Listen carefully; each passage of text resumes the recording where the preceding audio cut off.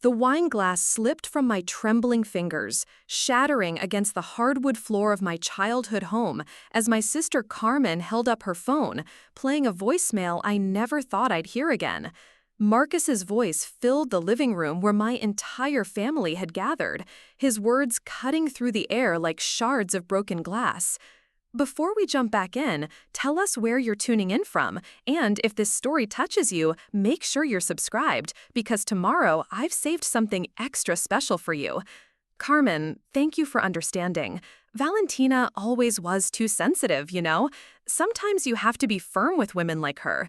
She needed structure, discipline. I was just trying to help her become better. The silence that followed felt suffocating. My mother, Maria, sat frozen in her antique armchair, the same one where she used to read me bedtime stories. My father, Roberto, shifted uncomfortably on the leather sofa, avoiding my gaze entirely. My younger brother Diego stared at his shoes, while my Aunt Rosa, my mother's sister, who had always been Marcus's biggest supporter, clasped her hands together as if in prayer. Carmen lowered her phone, her eyes glistening with unshed tears. He called me last night, Valentina. He was drunk, rambling about how the family doesn't understand what really happened between you two. I recorded it because— She paused, her voice breaking. Because I needed to hear the truth for myself. My name is Valentina Morales. I'm 28 years old, and this is the story of how I discovered that sometimes the people who are supposed to protect you can become your greatest enemies, until one moment of truth changes everything forever. 3 years had passed since I'd walked away from Marcus Delacroix. 3 years since I tried to explain to my family why I couldn't marry the man they all adored. 3 years of being treated like the family disappointment, the ungrateful daughter who threw away her chance at happiness with a successful businessman who owned half the commercial real estate in downtown Phoenix. But as I stood in that living room, surrounded by the broken glass and the echoes of Marcus's confession, I realized that this moment had been building for far longer than 3 years. It had started the day I first brought Marcus home to meet my family, when I was 22 and working as a junior architect at Henderson & Associates. I'd been so proud, so excited to introduce them to this charming, sophisticated man who seemed to have his entire life figured out. Marcus had been everything my traditional Mexican-American family valued in a potential son-in-law. He was established, financially secure, respectful to my parents, and he spoke enough Spanish to charm my grandmother during Sunday dinners. He brought flowers for my mother, discussed business with my father, and even helped Diego with his college applications. Within months, my family had practically adopted him as one of their own. The first time he raised his voice at me, I made excuses. Marcus had been under tremendous pressure at work, closing a major deal that would expand his property portfolio significantly. When I suggested we postpone our dinner plans so he could focus on his presentation, he exploded. Not physically, Marcus was far too calculated for that, but his words cut deeper than any blow ever could. "You're being selfish, Valentina. Do you have any idea how hard I work to build a life for us? The least you could do is show some appreciation instead of constantly questioning my priorities." His voice had been cold, controlled, but laced with a venom that made my blood freeze. Maybe if you focused less on your little drawing projects and more on supporting your future husband, you'd understand what real responsibility looks like. I'd apologized that night, actually apologized for trying to be considerate of his schedule. The memory still made my stomach churn with shame. The pattern had established itself so gradually that I barely noticed it happening. Marcus never hit me. He was far too sophisticated for such crude methods of control. Instead, he wielded criticism like a surgeon's scalpel, precise and devastating. My career ambitions were unrealistic fantasies. My friends were negative influences who didn't understand our relationship. My desire for independence was immature behavior that demonstrated my lack of commitment to our future together. When I finally worked up the courage to express my doubts to my family, their response had been swift and unanimous. I was being dramatic. Marcus was a good man who loved me and wanted to provide for me. I was letting my imagination run wild, misinterpreting his concern for controlling behavior. My mother had been particularly vocal in her disappointment. "Mija, you have a wonderful man who wants to give you everything, and you're finding reasons to push him away. What more do you want from life? Not every woman gets such an opportunity." My father had been more direct. "Valentina, you're not getting any younger. Marcus is established, he comes from a good family, and he's willing to take care of you. Stop looking for problems where none exist." Even Carmen, who had always been my closest confidant, had seemed puzzled by my concerns. "Val, I've watched you two together. He's attentive, generous, and he clearly adores you. Maybe you're just nervous about commitment. It's normal to have cold feet before taking such a big step." The breaking point had come during what was supposed to be our engagement party. My family had organized a beautiful celebration at our local community center, complete with mariachi music, my grandmother's famous tamales, and 3 generations of relatives eager to welcome Marcus officially into the fold. I should have been glowing with happiness, showing off my ring and basking in everyone's excitement about our future together. Instead, I spent the evening watching Marcus perform. Because that's what it was, a carefully orchestrated performance designed to reinforce his image as the perfect son-in-law. He danced with my grandmother, complimented my aunt's cooking, and regaled my uncles with stories about his latest business ventures. Every gesture seemed calculated to demonstrate what an ideal husband he would make. The mask had slipped only once that evening, during a moment when he thought no one was watching. I'd been in the kitchen helping my mother arrange desserts when I overheard him talking to my cousin Eduardo near the back door. Eduardo had made some offhand comment about marriage changing a man's priorities, and Marcus's response had chilled me to the bone. "The key is establishing boundaries early," Marcus had said, his voice carrying that cold, controlled tone I'd learned to dread. "Women need structure." Preparing and narrating this story took us a lot of time, so if you are enjoying it, subscribe to our channel. It means a lot to us. Now back to the story. They need to understand their role in the relationship. Valentina's got spirit, which I admire, but she also needs guidance. Once we're married, she'll settle into the life I've planned for us. The career nonsense will fade once she has real responsibilities to focus on. I'd frozen behind the kitchen door, my hands shaking as I processed what I'd just heard. This wasn't love, it was ownership. Marcus didn't see me as a partner to cherish and support. He saw me as a project to be managed and controlled. The realization had hit me like a physical blow, leaving me gasping for air in the stuffy kitchen. That night, after all the guests had gone home and the decorations had been packed away, I tried one more time to explain my feelings to my family. We'd gathered in the same living room where Carmen would later play Marcus's confession, and I'd laid out my concerns as clearly and rationally as possible. I told them about the subtle ways Marcus undermined my confidence, how he dismissed my career goals, how he seemed to view our relationship as a business transaction rather than a partnership built on love and mutual respect. Their reaction had been even more dismissive than before. My mother had actually rolled her eyes, clearly frustrated by what she saw as my continued ingratitude. "Valentina, you're being ridiculous. Marcus loves you. He wants to take care of you. Not every man is willing to support a woman's dreams the way he does." "But that's just it, Mama," I'd pleaded. "He doesn't support my dreams. He tolerates them when it's convenient and dismisses them when it's not. There's a difference between love and control." My father's patience had finally snapped. "Enough, Valentina. You're embarrassing yourself and this family with these complaints.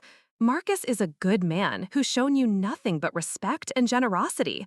If you can't appreciate what you have, maybe you don't deserve it." Rosa had been even harsher. "In my day, women understood the value of a stable marriage. We didn't go looking for problems that didn't exist. You have a man who wants to provide for you, protect you, and give you a good life. What more could you possibly want?" Even Diego, barely 19 at the time, had weighed in against me. "Marcus helped me get into ASU, Val. He wrote me a recommendation letter and even offered to help with tuition if I needed it. He's been nothing but good to this family. I don't understand why you can't see that." Carmen had been the most heartbreaking of all. Valentina, I love you, but sometimes I think you create drama where none exists. Marcus is patient with you, even when you're being difficult. Not every guy would put up with all your doubts and questions. Maybe it's time to grow up and appreciate what you have. That was the moment I realized I was completely alone.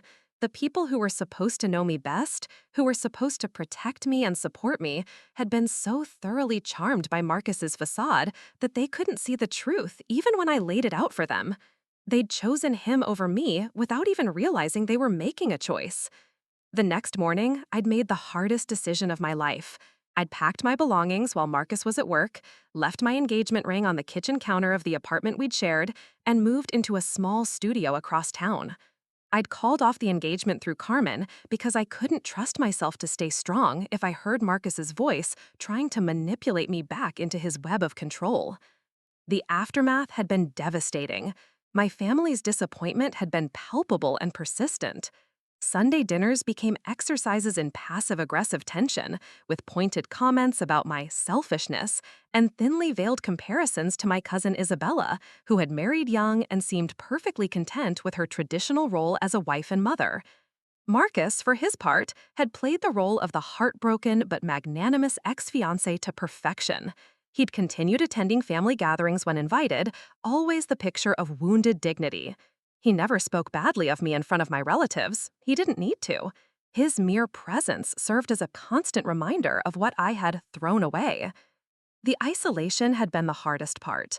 Carmen and I barely spoke anymore, our once close relationship strained by her inability to understand my decision.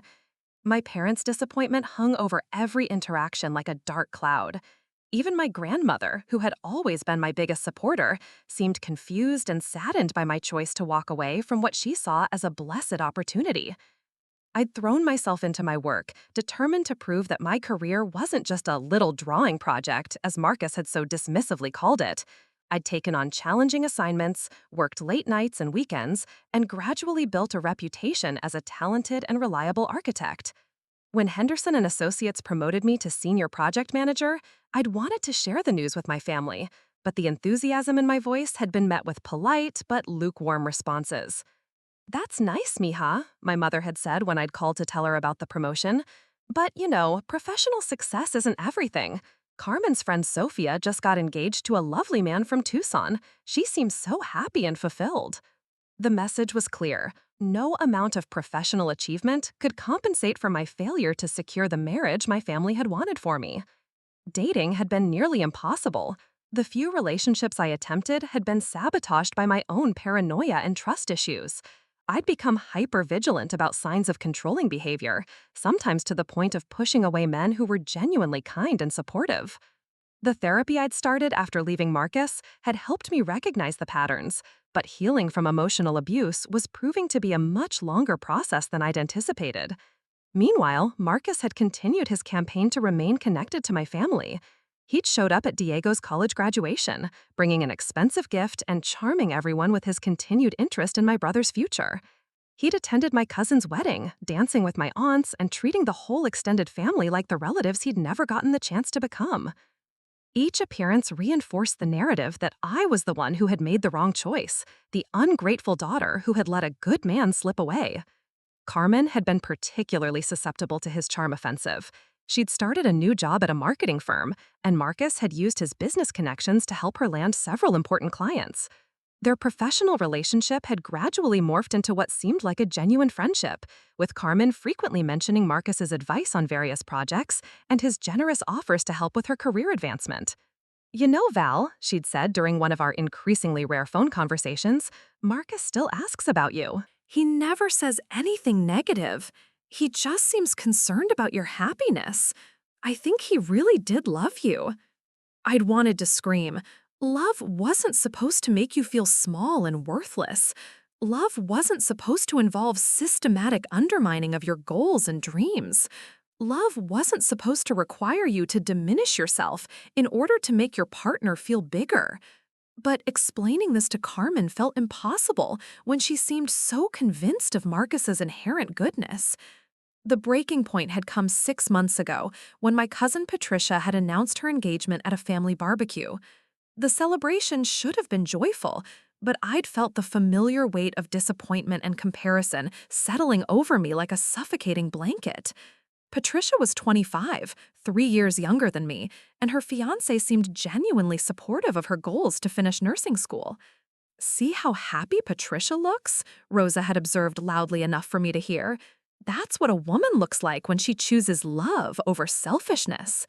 I'd excused myself and gone to the bathroom, where I'd sat on the edge of the bathtub and cried silent tears of frustration and loneliness.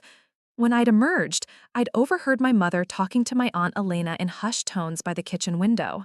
"I'm worried about Valentina," Mama had been saying. "She's getting older, and she's so focused on work that she's forgetting what's really important in life. I keep hoping she'll realize her mistake and reach out to Marcus. He's still single, you know. Carmen says he's been dating, but nothing serious. I think he's still hoping Valentina will come to her senses." The casual cruelty of those words had nearly brought me to my knees. My own mother was actively hoping I would return to a relationship that had been slowly destroying my sense of self-worth. She was more concerned about my marital status than my emotional well-being, more invested in maintaining the family's relationship with Marcus than in understanding why I had felt compelled to leave him. That night, I'd made a decision that felt both terrifying and liberating. I was going to create some distance between myself and my family until I could figure out how to heal from the compound trauma of Marcus's emotional abuse and their continued rejection of my truth. I'd started declining dinner invitations, keeping phone calls brief and superficial, and focusing on building a support system that actually supported me rather than constantly undermining my choices. The isolation had been painful but necessary. I joined a support group for survivors of emotional abuse, where I'd met other women who understood the subtle ways that psychological manipulation could destroy a person's confidence and autonomy. I deepened my relationships with colleagues who respected my professional abilities and personal boundaries. I'd even started dating again, cautiously but with growing confidence in my ability to recognize healthy relationship dynamics. But the family situation had continued to weigh on me. I'd missed Carmen's birthday party, my grandmother's Saint Day celebration, and countless Sunday dinners that had once been the cornerstone of my social life. The text messages from various family members had grown increasingly frustrated, with several relatives expressing their disappointment in my apparent decision to prioritize my stubbornness over family relationship. Carmen had been the most persistent in her attempts to bridge the gap between us. She'd left voicemails apologizing for anything she might have done to hurt me, expressing confusion about my withdrawal from the family, and pleading with me to explain what had gone wrong. Her messages had become increasingly desperate over the months, culminating in her decision to invite me to dinner at our childhood home for what she'd described as an important family meeting. I'd almost declined. The thought of facing the entire family's disappointment and judgment had filled me with dread. But something in Carmen's voice had convinced me to give it one more chance. Maybe time and distance had given them perspective on my situation. Maybe they were finally ready to listen to my side of the story without immediately dismissing my concerns as dramatic overreaction. I should have known better. When I'd arrived at the house that evening, the atmosphere had been tense from the moment I'd walked through the door. Everyone had been there, my parents, Rosa, Diego, even some cousins I hadn't seen in months. The gathering had felt less like a family dinner and more like an intervention, with me cast in the role of the problem that needed to be solved. The conversation had started normally enough, with polite inquiries about my work and my health, but gradually the real purpose of the evening had become clear. My family had grown tired of my absence from family events. They missed me, but they also missed Marcus's presence at gatherings. Several relatives had expressed their belief that enough time had passed for me to get over whatever issues had caused our breakup. "Valentina," my father had said, his tone carrying the authority I remembered from my childhood, "we love you, but this situation has gone on long enough. You're hurting yourself and this entire family with your stubbornness. Marcus has shown nothing but grace and patience throughout this whole ordeal. The least you could do is acknowledge that maybe you made a mistake." I'd tried to explain, once again, why I had left Marcus. I talked about the subtle ways he had undermined my confidence, the gradual erosion of my autonomy, the feeling that I was being molded into someone I didn't recognize. But just like 3 years earlier, my words had been met with skepticism and frustration. "You're remembering things wrong," Rosa had insisted. "Marcus was always respectful, always supportive. I think you convinced yourself there were problems because you were afraid of commitment." Carmen had been the most heartbreaking of all. "Val, I've stayed in touch with Marcus over the years. He's genuinely a good guy. He's helped me professionally, he's been there for the family during difficult times, and he's never once said anything negative about you. If he was really as controlling as you claim, wouldn't there be some sign of that behavior?" That was when I'd realized the true scope of Marcus's manipulation. He hadn't just controlled me during our relationship. He'd spent the 3 years since our breakup systematically reinforcing his image as the wronged but noble ex-fiancé. Every kindness to my family, every professional favor, every gracious appearance at family events had been carefully calculated to maintain his position as the good guy in our story. I'd felt the familiar sensation of drowning, of being completely overwhelmed by the gap between my reality and everyone else's perception. The room had felt like it was closing in on me, filled with people I loved who were actively choosing to disbelieve my experience in favor of maintaining their comfortable relationship with a man who had never shown them his true nature. That was when Carmen had pulled out her phone. "Actually," she said, her voice trembling slightly, "there's something you all need to hear." The wine glass had slipped from my fingers as Marcus's voice filled the room, confirming every single thing I'd tried to tell them for 3 years. His words had been casual, almost boastful, as he described his methods for controlling me and his plans for molding me into the wife he'd wanted. Sometimes you have to be firm with women like her. She needed structure, discipline. I was just trying to help her become better.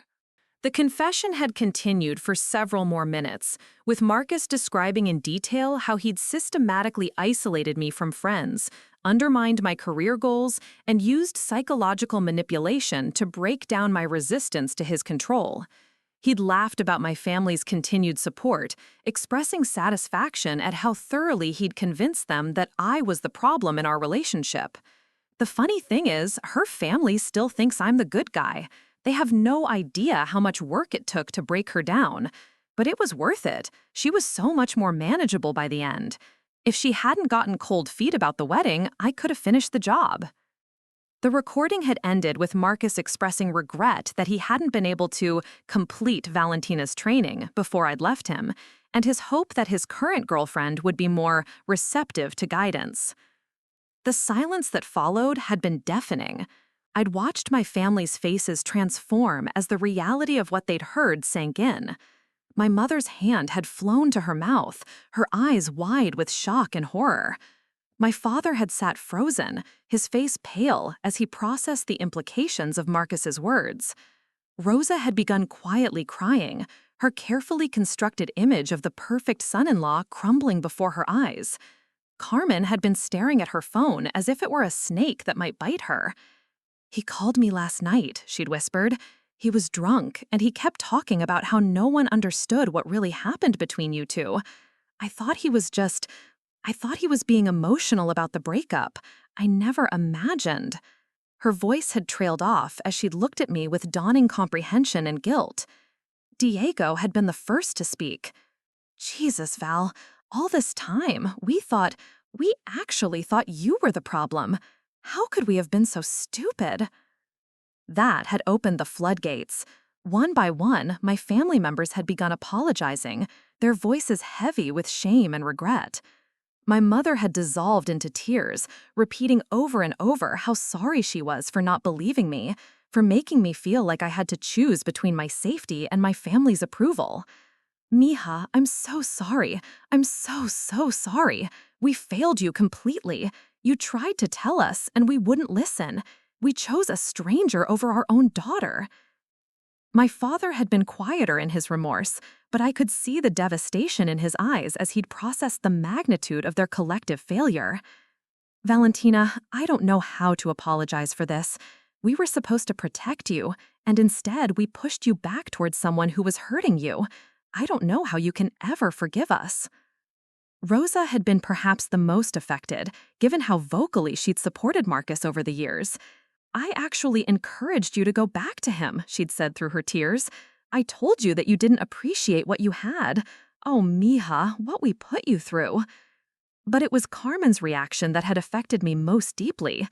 My sister had always been my closest ally, and her failure to believe me had been one of the most painful aspects of the entire situation. Now, as she'd listened to Marcus's casual description of his abuse, I'd watched her face cycle through shock, horror, and finally a deep, crushing guilt. "Val, I helped him," she'd whispered. "All these years, I thought I was being neutral, maybe even helping you to eventually reconcile.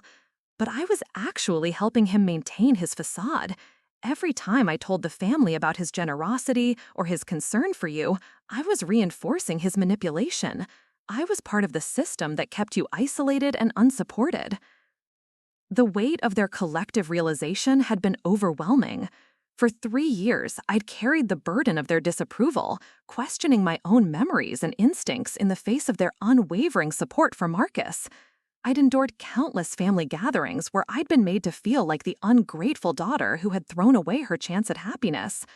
I'd missed celebrations and milestones because the environment had become too toxic for me to tolerate. And now, in the space of a few minutes, everything had changed. The truth I'd been trying to communicate for 3 years had finally been heard, not through my words, but through Marcus's own confession.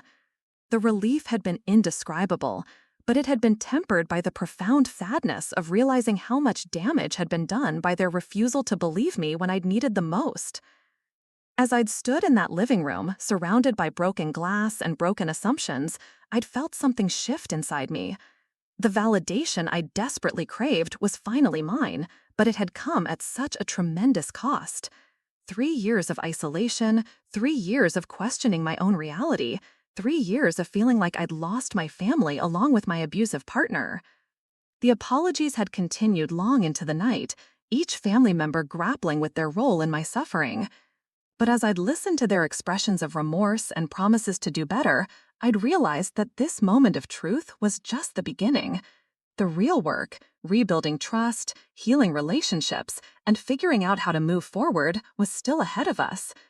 Standing there in my childhood home, holding the pieces of that shattered wine glass, I'd finally understood that sometimes the most important battles aren't won through confrontation or argument. Sometimes the truth reveals itself in its own time, in its own way. And sometimes the people who hurt you the most are also the ones who love you the most. They just lose their way in the process. The recording had changed everything, but it had also raised new questions. How do you forgive people who failed you when you needed them most? How do you rebuild relationships that were damaged by years of mistrust and misunderstanding? And how do you protect yourself from future manipulation while remaining open to genuine love and support? As Carmen had carefully saved the recording, and my family had begun discussing what to do with this new information, I'd realized that Marcus's drunken confession had given me something far more valuable than validation. It had given me the opportunity to reclaim my place in my family, to rebuild the relationships that mattered most to me, and to finally move forward from the trauma of both the abusive relationship and its aftermath. The apologies had continued long into the night, each family member grappling with their role in my suffering. But as I'd listened to their expressions of remorse and promises to do better, I'd realized that this moment of truth was just the beginning. The real work, rebuilding trust, healing relationships, and figuring out how to move forward, was still ahead of us. Standing there in my childhood home, holding the pieces of that shattered wine glass, I'd finally understood that sometimes the most important battles aren't won through confrontation or argument. Sometimes the truth reveals itself in its own time, in its own way. And sometimes the people who hurt you the most are also the ones who love you the most. They just lose their way in the process. The recording had changed everything, but it had also raised new questions. How do you forgive people who failed you when you needed them most? How do you rebuild relationships that were damaged by years of mistrust and misunderstanding? And how do you protect yourself from future manipulation while remaining open to genuine love and support? As Carmen had carefully saved the recording, and my family had begun discussing what to do with this new information, I'd realized that Marcus's drunken confession had given me something far more valuable than validation. It had given me the opportunity to reclaim my place in my family, to rebuild the relationships that mattered most to me, and to finally move forward from the trauma of both the abusive relationship and its aftermath. But first, there was still more of the story to tell, more consequences to unfold, and more healing to be done. The recording had been just the beginning of a much larger reckoning that would affect not only my family, but Marcus himself and everyone else who had been touched by his manipulation. The night was far from over, and the true scope of Marcus's deception was still being revealed. The following morning brought an unexpected phone call that would set everything in motion. I was sitting in my kitchen, still processing the emotional whirlwind of the previous evening, when my phone buzzed with an unknown number. Against my better judgment, I answered. Valentina? The voice was shaky, unfamiliar, but unmistakably distressed. This is going to sound crazy, but I got your number from your sister Carmen. My name is Rebecca Martinez, and I think we need to talk about Marcus Delacroix. My blood went cold. Rebecca Martinez was the current girlfriend Marcus had mentioned in his drunken confession to Carmen, the woman he was presumably trying to train more effectively than he had managed with me. I gripped the phone tighter, my heart racing as I processed the implications of her call. "How did you get Carmen's number?" I asked, trying to keep my voice steady. "It's complicated," Rebecca replied, her voice trembling. "Look, I know this is weird, but something happened last night, and Carmen gave me your contact information. She said you might understand what I'm going through. Can we meet somewhere? Please, I think I'm in danger." An hour later, I sat across from Rebecca Martinez in a small coffee shop on the outskirts of Tempe, studying the face of the woman who had unknowingly become Marcus's latest victim. She was younger than me, probably 24 or 25, with the kind of polished appearance that Marcus favored in his partners. Her dark hair was pulled back in a perfect bun, her makeup was flawless, and her designer handbag probably cost more than most people's monthly rent. But beneath the carefully constructed exterior, I could see the telltale signs of someone living under constant scrutiny. Her hands shook slightly as she lifted her coffee cup. Her eyes darted nervously around the cafe as if she were afraid of being watched. Most tellingly, she kept checking her phone with the obsessive frequency of someone who had learned that delayed responses to messages could result in serious consequences. "Tell me what happened," I said gently, recognizing in her the same anxiety that had once consumed my daily life. Rebecca's story unfolded with heartbreaking familiarity. She'd met Marcus 8 months earlier at a networking event for young professionals. He'd been charming, sophisticated, and refreshingly mature compared to the men her own age. Within weeks, he'd begun the subtle process of isolating her from her support system and undermining her confidence in her own judgment. At first, it felt like he was just trying to protect me, Rebecca explained, her voice barely above a whisper. He'd suggest that maybe I was overreacting to problems at work, or that perhaps my friends weren't as supportive as they seemed. He framed everything as concern for my well-being, like he could see things more clearly than I could because he wasn't emotionally involved in my day-to-day drama. I nodded, remembering the countless times Marcus had used similar language with me. The genius of his manipulation lay in its subtlety. He never directly forbade anything or issued ultimatums. Instead, he planted seeds of doubt and let them grow until his victims began to question their own perceptions and instincts. "When did you realize something was wrong?" I asked. Rebecca's laugh was bitter and hollow. "Yesterday morning, actually. We were supposed to have brunch with his friends, and I wore a dress he'd bought for me. But apparently I'd styled my hair wrong. It was too casual for the restaurant he'd chosen. He didn't yell or anything like that. He just got very quiet and disappointed. He explained that presentation matters in his social circle and that my appearance reflects on him professionally." She paused, staring into her coffee cup as if the answers to all her problems might be floating there. "So I went back upstairs to redo my hair, and while I was in the bathroom, I heard him on the phone in the bedroom.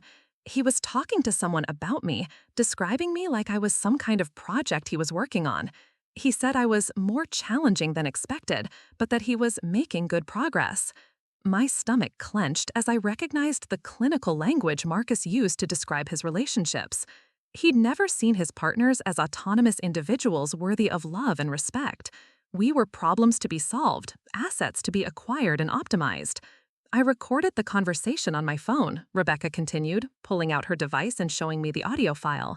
I don't even know why I did it. Instinct, I guess. But I'm glad I did, because when I confronted him about it later, he convinced me that I'd misunderstood. He's so good at that, isn't he? Making you feel like you're being paranoid and oversensitive. What changed your mind? Carmen called me last night, around midnight. She said she'd gotten my number from Marcus's phone when he was drunk dialing her, and that she had something important to tell me about him. She played me this recording of him talking about you, about how he'd tried to control you during your relationship. The things he said, Rebecca shuddered, they were almost identical to things he'd said about me in the conversation I'd recorded. It was like he was using the same playbook. I felt a surge of gratitude toward Carmen for reaching out to Rebecca. My sister was clearly trying to make amends for her role in enabling Marcus over the years, and warning his current victim was exactly the kind of direct action that could prevent further damage. Carmen also told me that your family had spent years believing his version of your breakup, Rebecca continued. She said they'd just realized how badly they'd misjudged the situation, and she wanted to make sure I didn't become another casualty of his manipulation. She gave me your number and said you might be able to help me figure out how to get away from him safely. The word safely caught my attention. I'd been fortunate that Marcus had never escalated to physical violence during our relationship, but I knew that leaving an abuser could be the most dangerous time for victims, regardless of whether the abuse had been physical or psychological. "Has he ever threatened you?" I asked. "Not directly," Rebecca replied. "But there have been moments when I've seen something in his eyes that scared me. Like when I mentioned wanting to apply for a job in Seattle, he got this look that was absolutely terrifying. He didn't say anything threatening, but the message was clear. I wasn't going anywhere." We spent the next 2 hours developing a safety plan for Rebecca. I shared everything I'd learned during my own escape from Marcus, as well as strategies I'd picked up in my support group over the years. The key was to make her departure seem like his idea, to avoid triggering the controlling behavior that could escalate if he felt like he was losing control of the situation. "The most important thing is documentation," I explained. "Keep recording conversations when you can do so safely. Save any text messages or emails that demonstrate his controlling behavior. If he's manipulating your finances or isolating you from family and friends, document that too. You might not think you'll need evidence now, but if he tries to discredit you later, and he will, you'll be glad you have proof of his true nature." Rebecca nodded, taking careful notes on her phone. "Carmen mentioned that he spent 3 years convincing your family that you were the problem in your relationship. I don't want him to be able to do that to my friends and family." "The good news is that you're recognizing the patterns much earlier than I did," I assured her, "and you have the advantage of knowing his history now. When he inevitably tries to paint you as unstable or ungrateful, you'll have context that I didn't have." As our meeting came to an end, Rebecca made a request that surprised me. "Would you be willing to meet with my sister Elena? She's been worried about my relationship with Marcus, but she doesn't understand why. I think hearing your story might help her realize that her instincts are correct." I agreed, recognizing the importance of building a support network for Rebecca before she made her escape. The isolation that Marcus imposed on his victims was one of his most effective tools, and the more people who understood the reality of his manipulation, the harder it would be for him to control the narrative after Rebecca left him. That afternoon, I met Elena Martinez at her apartment in Scottsdale. Rebecca's sister was a few years older, maybe 28 or 29, with the no-nonsense demeanor of someone who worked in a demanding profession. She was a registered nurse at Phoenix Children's Hospital, and her experience with crisis situations had clearly given her good instincts about dangerous people. "I knew something was wrong with that guy from the moment I met him," Elena said without preamble. "He's too smooth, too perfect. Real people have flaws and rough edges. Marcus is like a politician. Everything he says and does feels calculated." I found myself liking Elena immediately. Her protective instincts toward her sister reminded me of the relationship I wished I'd had with Carmen during my own ordeal with Marcus.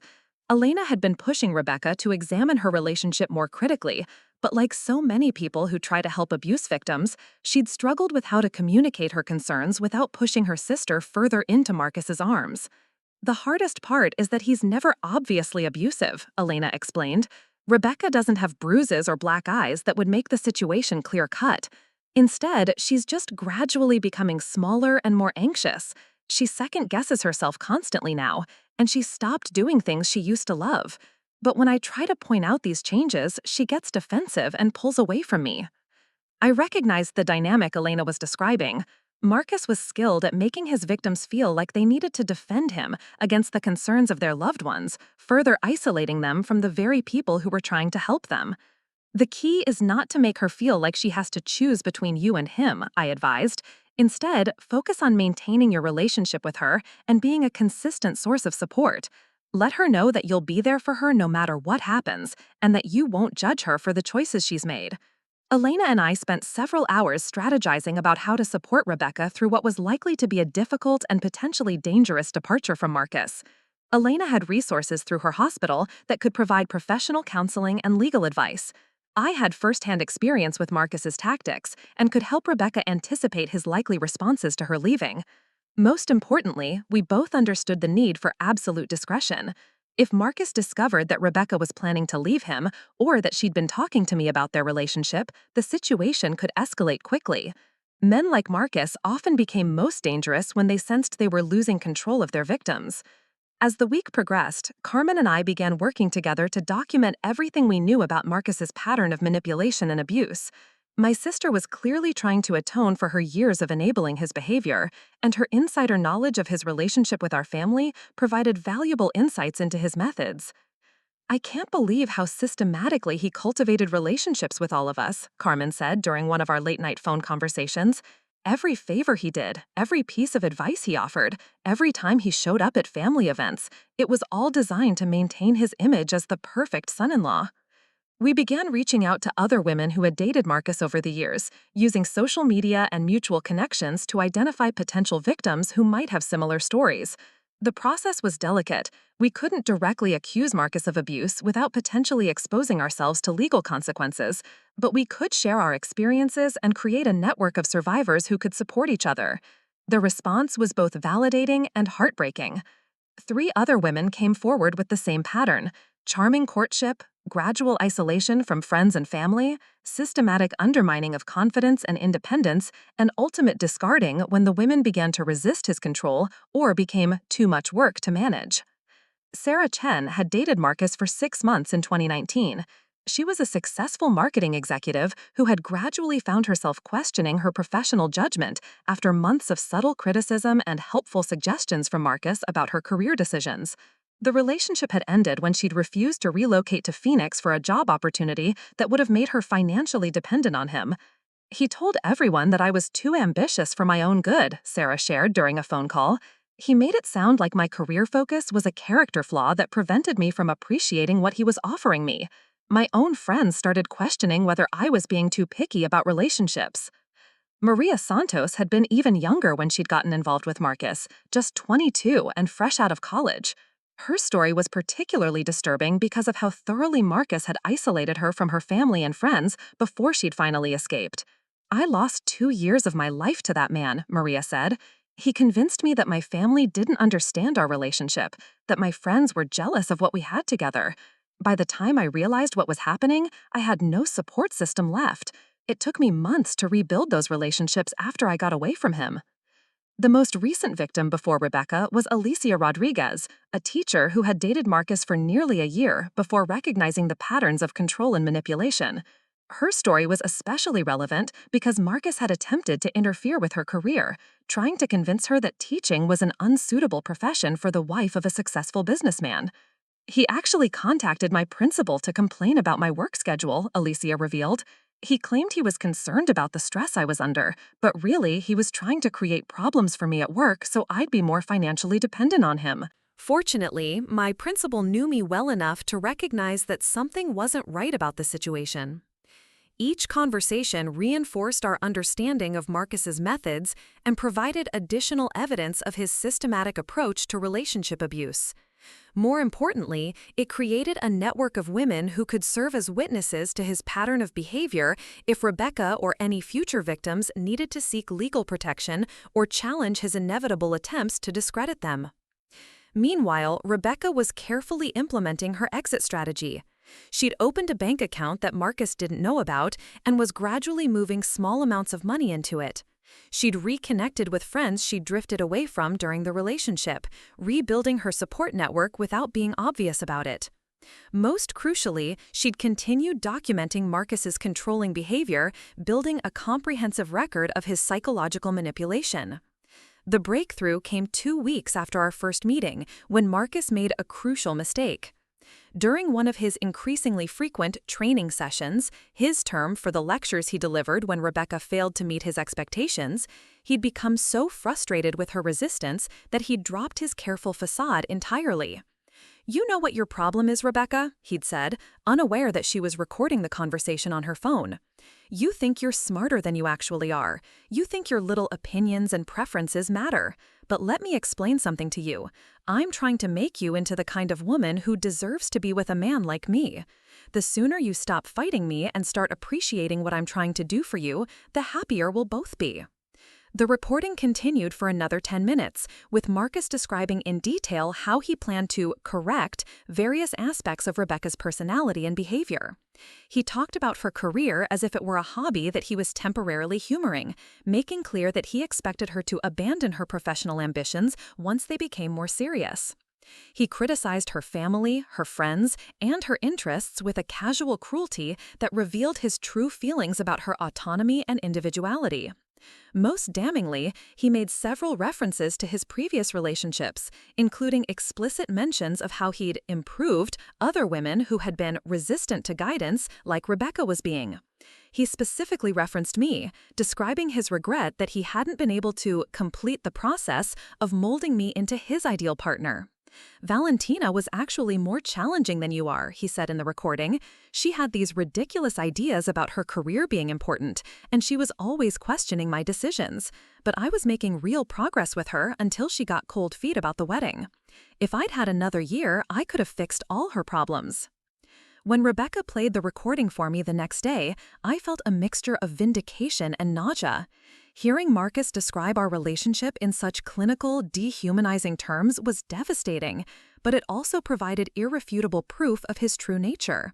No one who heard that recording could possibly doubt the reality of his psychological abuse. "This is it," I told Rebecca. "This is what you need to get away from him safely and to protect yourself from his retaliation. He's given you everything you need to expose his manipulation to anyone who matters." But Rebecca's response surprised me. "I want to do more than just escape," she said, her voice steady with newfound determination. "I want to make sure he can't do this to anyone else. Elena and I have been talking, and we think there might be a way to expose him publicly without putting ourselves at legal risk." Elena had been researching Marcus's business dealings and had discovered some concerning patterns in his professional life as well as his personal relationships. It appeared that his tendency toward manipulation and control extended into his business practices, with several former employees and business partners expressing frustration with his unethical behavior. "He's not just an abusive boyfriend," Elena explained during our next meeting. "He's a predator who uses his position and resources to manipulate people in multiple areas of his life. If we can document his pattern of behavior comprehensively, we might be able to warn potential victims while also holding him accountable for what he's done." The plan that emerged from our discussions was ambitious and risky, but it felt like the right thing to do. We would create a comprehensive documentation of Marcus's abusive behavior, incorporating testimony from multiple victims, along with recorded evidence of his manipulation tactics. Rather than pursuing individual legal action, which could be costly and traumatic for the victims, we would compile the information into a format that could be shared with his current and future contacts. Carmen played a crucial role in this effort, using her continued access to family information to help us understand Marcus's social and professional networks. My parents, horrified by their role in enabling his abuse, provided additional insights into his methods for maintaining his facade of respectability. "He always knew exactly what to say to make us feel like he was the son we'd never had," my father admitted during one of our difficult but necessary conversations about the past. "Every gift, every favor, every piece of advice, it was all designed to make us invested in seeing him as a good man. We wanted to believe he was perfect because it made us feel like good judges of character." The realization that Marcus had been manipulating my entire family for years, not just me, added another layer to our understanding of his sophisticated approach to psychological control.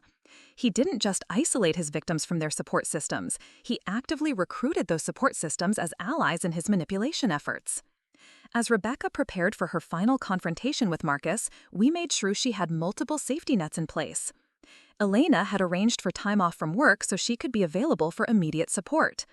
I had contacted the women's shelter where I'd volunteered after my own escape, ensuring that professional counselors were standing by if Rebecca needed them.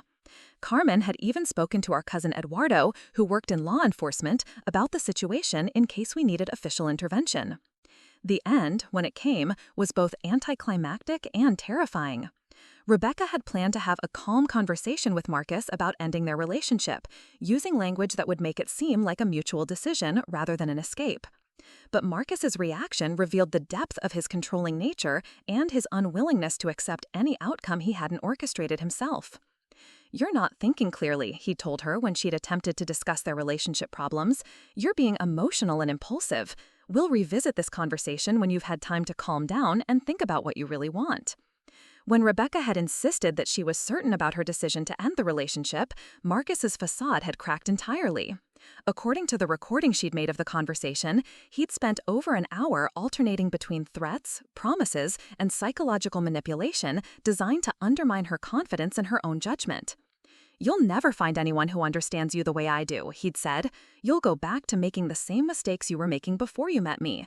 You need structure, Rebecca. You need someone who can help you become your best self. Without me, you're just going to drift aimlessly." When those tactics had failed, Marcus had escalated to more explicit threats. He described in detail how he would discredit her to their mutual friends and professional contacts. He'd threatened to contact her employer with concerns about her mental stability. He'd even suggested that her family would be disappointed to learn about her pattern of self-destructive behavior. But Rebecca had been prepared for all of these responses. Armed with the knowledge of Marcus's history and tactics, she'd remained calm and resolute throughout the confrontation. She'd made it clear that she'd documented his controlling behavior and that attempting to retaliate against her would only provide additional evidence of his true nature. The recording of that final conversation was perhaps the most damning evidence we'd collected. In it, Marcus revealed himself completely, the charming facade stripped away to expose the calculating predator underneath. He'd made explicit threats, described his methods for isolating and controlling partners, and even referenced his plans to start fresh with someone who would be more receptive to guidance. When Rebecca had finally ended the conversation and left Marcus's apartment for the last time, she'd called Elena and me immediately.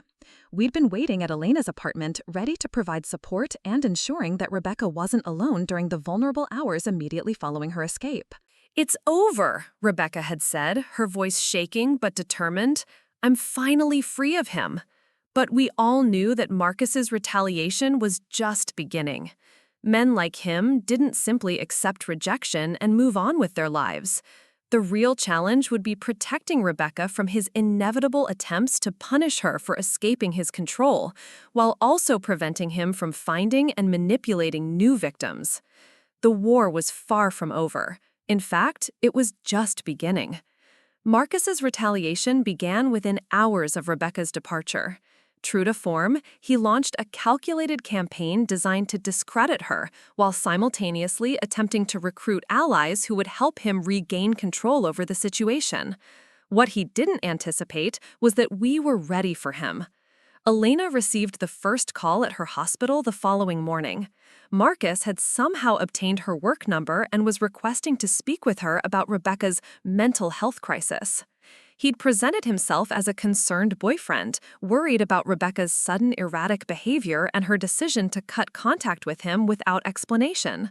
He was smooth, Elena told me later, professional, articulate, genuinely sounding like someone who cared about Rebecca's well-being. If I hadn't known the truth about him, I might have been fooled into thinking he was the reasonable one in the situation. But Elena was prepared. She'd listened politely to Marcus's concerns, expressed appropriate sympathy for his distress, and then delivered the response we'd carefully crafted together. "I appreciate you reaching out, but Rebecca is an adult who's capable of making her own decisions about her relationships. If you're genuinely concerned about her well-being, I'd suggest respecting her choice to end the relationship and giving her the space she's requested. Marcus's reaction to Elena's calm refusal to be recruited as an ally revealed his true character. According to Elena, his tone had shifted immediately from concerned boyfriend to something much darker and more threatening. "You don't understand what you're dealing with," he'd said. "Rebecca isn't thinking clearly. She's being influenced by people who don't have her best interests at heart. If her family won't help her see reason, she's going to make decisions that will ruin her life." Elena had ended the call promptly, but not before recording the conversation on her phone. Marcus's implicit threat was clear. If Rebecca's family wouldn't help him regain control over her, there would be consequences. The next phase of his campaign targeted Rebecca's workplace. He'd called her supervisor at the marketing firm where she worked, expressing concern about Rebecca's recent emotional instability and suggesting that her work performance might be suffering due to personal problems. He'd framed his interference as helpful concern from someone who wanted to ensure that Rebecca got the support she needed. Fortunately, Rebecca had anticipated this tactic and had already spoken with her supervisor about her personal situation. She'd provided a brief, professional explanation of her recent breakup and had mentioned that her ex-boyfriend might attempt to create problems for her at work as a form of retaliation. Her supervisor, who had always been impressed with Rebecca's work quality and professionalism, had immediately recognized Marcus's call for what it was, an attempt to sabotage Rebecca's career. "Mr. Delacroix," Rebecca's supervisor had said when Marcus called, "I'm not sure what kind of relationship you had with Rebecca, but I find it highly inappropriate for you to contact her employer about personal matters. Any further attempts to interfere with Rebecca's professional life will be reported to our Human Resources Department and potentially to law enforcement." Marcus's third target was Rebecca's social circle. He began reaching out to mutual friends and acquaintances, sharing a carefully crafted narrative about Rebecca's sudden personality change and her decision to end their relationship without warning or explanation. He presented himself as confused and hurt, unable to understand what had gone wrong, in what he described as a loving, supportive relationship. This was where our network of survivors proved invaluable. Sarah, Maria, and Alicia had already begun reaching out to their own social circles, sharing their experiences with Marcus and warning friends to be skeptical of his version of events. When Marcus began his charm offensive with Rebecca's friends, many of them had already heard about his history of manipulation and abuse. The turning point came when Marcus made the mistake of approaching Carmen directly. He'd called her 3 days after Rebecca's departure, ostensibly to express concern about my family's well-being in the light of the misunderstandings that had emerged from his drunken phone call. "Carmen, I hope you understand that what you heard on that recording was taken completely out of context," Marcus had said during their conversation, which Carmen was recording on my advice. "I was drunk and upset, and I said things I didn't mean. Valentina and I had our problems, but I never wanted to hurt her. I think she's been spreading false stories about our relationship, and now she's influencing Rebecca to make similar accusations." Carmen's response was everything I could have hoped for from my sister. She'd listened patiently to Marcus's attempts to rewrite history, then delivered a response that left no room for misinterpretation. "Marcus, I spent 3 years believing your version of what happened between you and Valentina. I dismissed her concerns, minimized her experiences, and actively encouraged her to reconsider her decision to leave you. I was wrong about you then, and I'm not going to make the same mistake again now. Please don't contact me or anyone in our family again." But Marcus wasn't finished. His final, most desperate attempt to regain control came in the form of a direct confrontation with me. He'd somehow discovered where I worked and had shown up at Henderson & Associates late one evening, timing his arrival to coincide with my usual departure time. I'd been walking to my car in the parking garage when I'd heard footsteps behind me. Turning around, I'd found myself face to face with the man who had once controlled nearly every aspect of my life. Marcus looked older than I remembered, his carefully maintained appearance showing signs of strain, but his eyes still held that calculated coldness that had once terrified me into submission. "Hello, Valentina," he'd said, his voice carrying that familiar tone of condescending authority. "I think we need to talk." 3 years earlier, this moment would have sent me into a panic. I would have apologized, made excuses, and allowed Marcus to draw me back into his web of manipulation and control. But I wasn't the same woman who had fled from his apartment in fear and confusion. I was stronger now, wiser, and most importantly, I wasn't alone. Marcus, I'd replied calmly, keeping my distance and maintaining eye contact, this is workplace harassment. You need to leave immediately. I'm not here to cause trouble, he'd said, raising his hands in a gesture of false innocence. I just want to understand what's happened. First, you turn your family against me with these ridiculous stories about our relationship, and now you're doing the same thing with Rebecca. What did I ever do to deserve this kind of treatment? The audacity of his question was breathtaking. Here was a man who had systematically manipulated and emotionally abused multiple women, and he was positioning himself as the victim of our supposed conspiracy against him? It was Marcus's narcissism in its purest form, the complete inability to acknowledge his own responsibility for the consequences of his actions. You know exactly what you did, I'd said, pulling out my phone and opening the voice recording app. And if you don't leave immediately, I'm calling security and filing a restraining order. Marcus's expression had shifted then, the mask of wounded confusion sliding away to reveal the cold calculation underneath. You think you're so smart, don't you, Valentina? You think you've won something. But you have no idea what you've started. I have resources, connections, reputation. You're nobody, a junior architect with emotional problems and a history of making false accusations. Who do you think people are going to believe?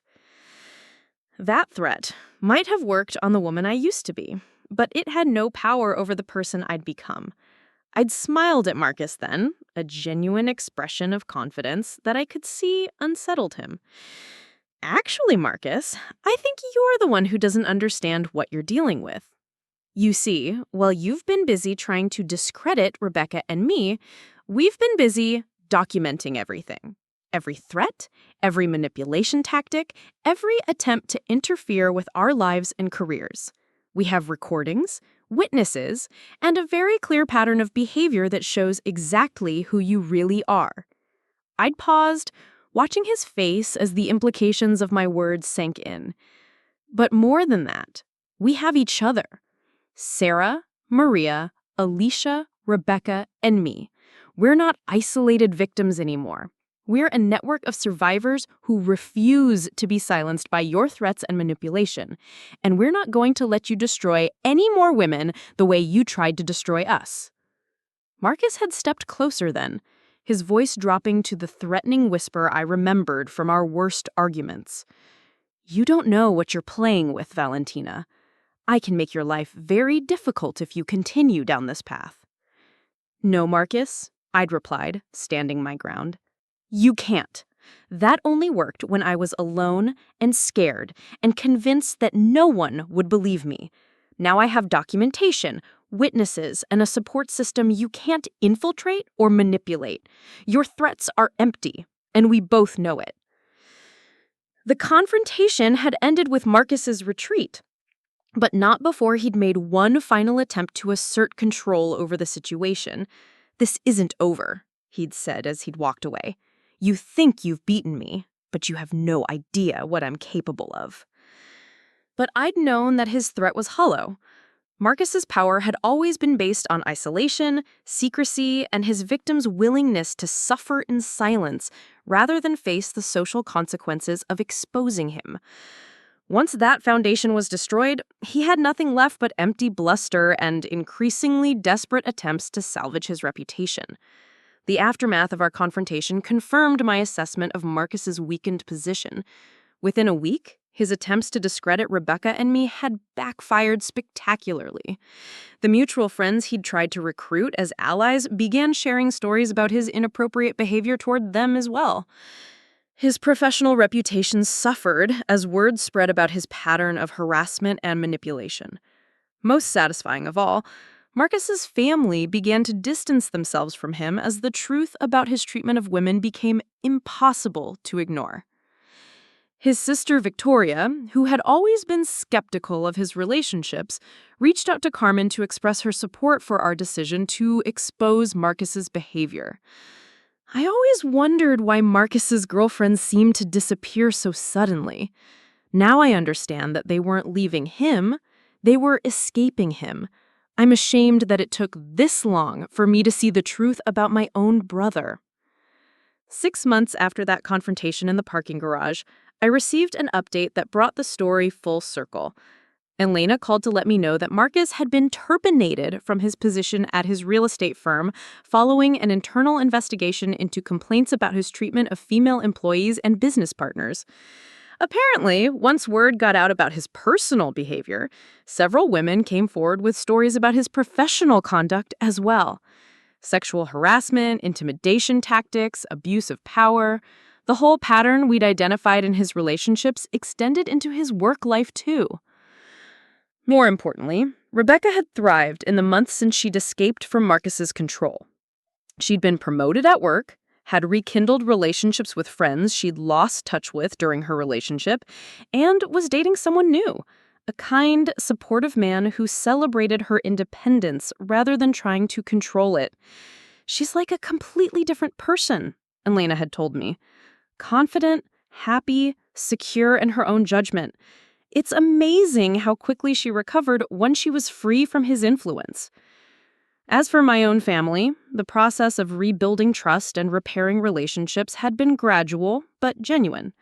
My parents had committed to family therapy to understand how they'd been manipulated into enabling Marcus's abuse. Carmen and I had grown closer than we'd been in years, united by our shared commitment to supporting other women who found themselves in similar situations. We'd even established an informal network of survivors and allies, meeting monthly to share resources and provide support for women trying to escape controlling relationships. The group had grown to include not just Marcus's victims, but other women in the community who had survived similar experiences with different abusers. You know what the most powerful thing is? Carmen had said during one of our recent conversations. Marcus thought he could control the narrative about what happened between you two. He spent 3 years convincing everyone that you were the problem. But in the end, his own words exposed him. His confession didn't just validate your experience. It destroyed his credibility completely. Looking back on everything that had happened, I realized that Marcus's drunken phone call to Carmen was more than just a moment of truth. It had been a catalyst for a much larger reckoning that had affected not just my family, but an entire network of people who had been touched by his manipulation and abuse. The woman who had once cowered under Marcus's psychological control was gone, replaced by someone who understood her own worth and refused to accept anything less than genuine respect and love. The family that had once dismissed my concerns as dramatic overreaction had learned to listen, to question their assumptions, and to prioritize my well-being over their comfort with a charming facade. Most importantly, Marcus himself had learned that his methods of control and manipulation had an expiration date. When victims found their voices, built support networks, and refused to be silenced by threats and manipulation, even the most sophisticated psychological abusers could be exposed and held accountable for their actions. The recording that started it all, Marcus's drunken confession to Carmen about his treatment of me, had become the first domino in a chain reaction that ultimately protected multiple women from his abuse and prevented him from victimizing others. Sometimes the most powerful weapon against manipulation and control is simply the truth, spoken clearly and supported by people who refuse to let it be buried or distorted. Standing in my new apartment, surrounded by the life I'd built for myself after escaping Marcus's control, I understood that the real victory wasn't just my individual freedom, it was the knowledge that other women would be safer because we'd had the courage to speak up, stand together, and refuse to let him continue his pattern of abuse in silence. The family that had once sided with my abuser had become my strongest allies in ensuring that no other woman would have to face his manipulation alone. And Marcus himself had learned that his methods of control and manipulation had an expiration date.